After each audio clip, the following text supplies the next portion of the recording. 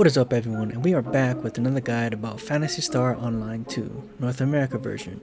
This is an overall guide about the ultimate quest and how to farm it efficiently. We will cover map play, equipment, your mag, and boosters.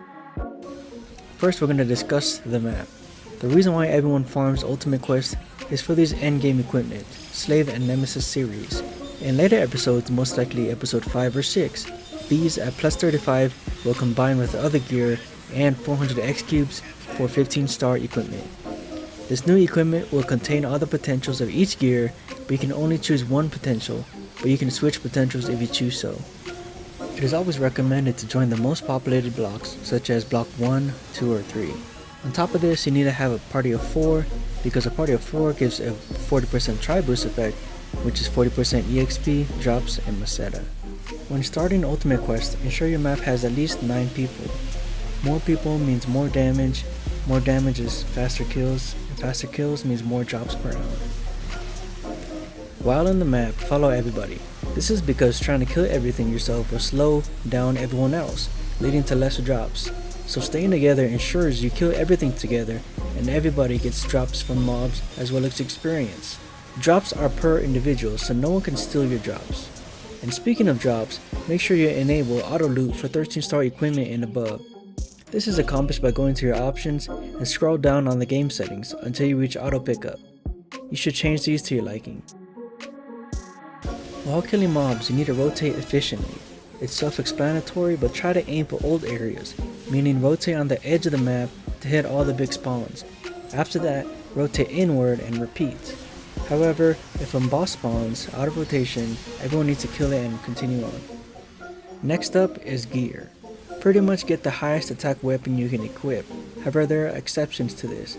What we are doing is farming, so it's a good idea to get gear with Lucky Charm 3.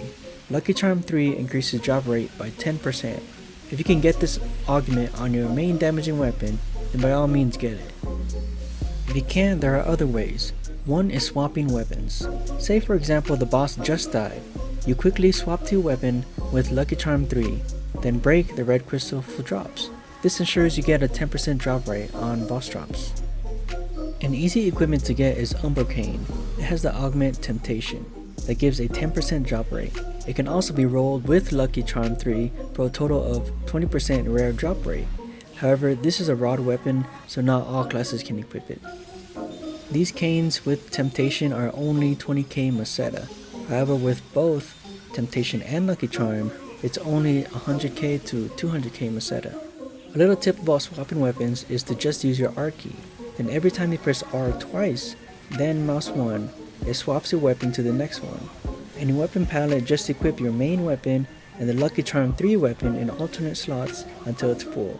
This makes it so you only have to press RR mouse 1 to swap to the next weapon without requiring you to scroll for the weapon. Next up is units. If you want an extra 5% drop rate, equip Lucky Charm 1 units. This only applies to the back unit, as arm, leg, and subunits do not have Lucky Charm augments. I have not seen a Lucky Charm 2 or 3 in any unit, but if you know how to get one, please comment below to help everyone out.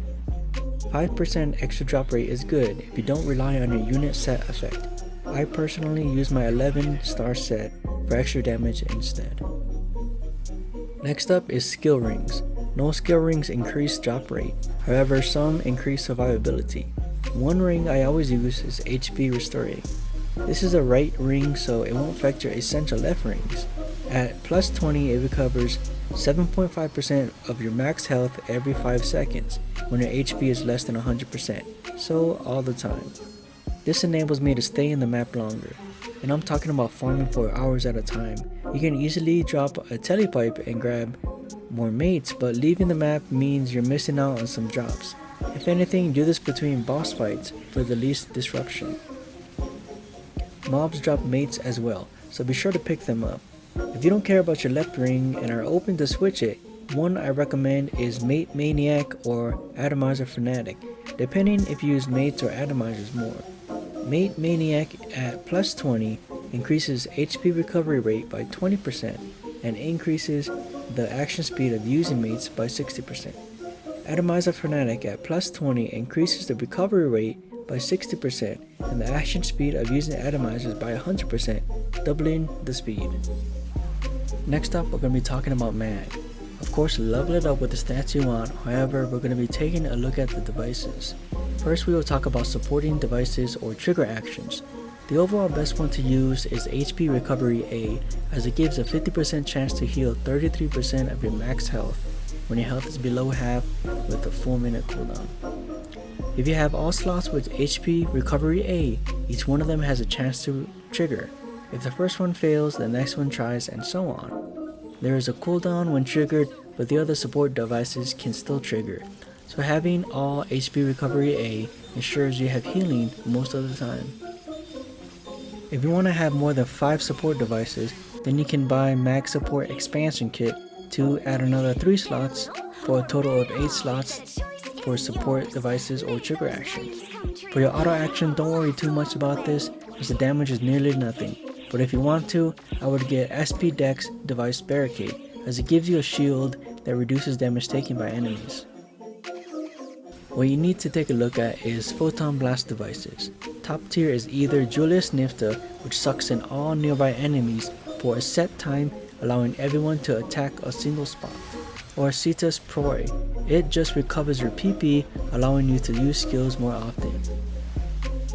What's bad about Julius Nifta is that when there are multiple ones like in a 12-man map, it's harder to focus on a spot, since black holes will compete against each other.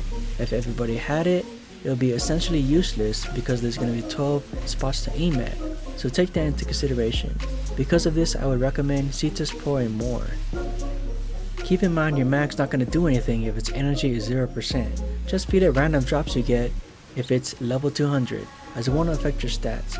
If you aren't level 200, try to feed it items towards your build. You can take a look at furniture items as most of them are only 1000 Meseta each. And any equipment will increase its energy by 33%. It doesn't matter what rarity it is. That pretty much covers mags. Next, we're going to be talking about boosters. It's self-explanatory. Use rare drop boosters and tri boosters.